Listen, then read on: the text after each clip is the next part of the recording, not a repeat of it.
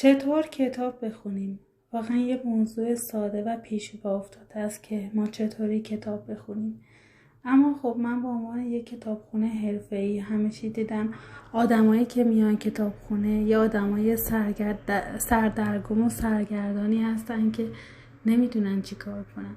برای همین توی قفسه‌های کتاب همینجوری ول میگردن، بعد کتابی رو انتخاب نمی‌کنن و میرن، یا کتابی رو انتخاب میکنن که هیچ به دردشون نمیخوره و اونا رو از کتاب خوندن دل سرد میکنه.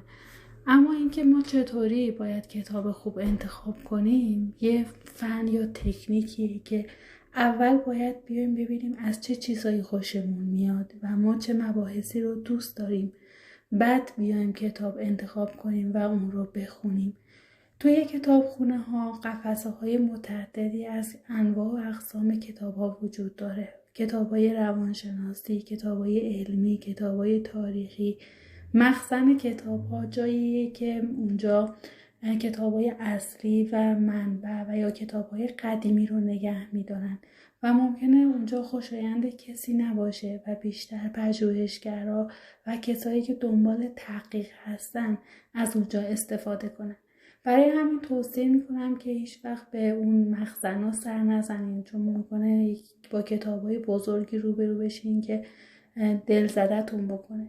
ولی اگه دنبال سرگرمی هستین، کتاب‌هایی مثل رمان‌هاش، کتاب‌های شعر، ادبیات، اینها میتونه به شما کمک کنه و به خصوص رمان‌های خارجی که مفاهیم خوبی دارن. رمان‌های چند جلدی خارجی مثل پاراداین ها میتونه، یا خانواده تیبو، اینا کتاباییه که همیشه توی کتابخونه ها وجود داره و شما میتونید از اونها استفاده کنید. بخش دیگه کتابخونه ها مربوط به بچه ها و کودکان و نوجوانانه که اونجا هم یک سری کتابای خوبی رو میتونید برای بچه ها پیدا کنید.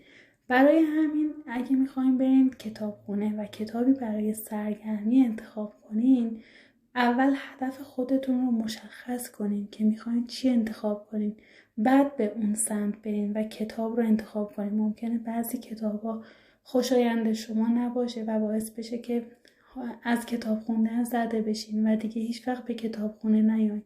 ولی اگه بدونین دنبال چی هستین و میخواین چه کتابی رو انتخاب کنین، توی این راه کتاب خوندن براتون آسون و لذت بخش میشه و میدونین چه کتابی رو انتخاب کنید و بخونید.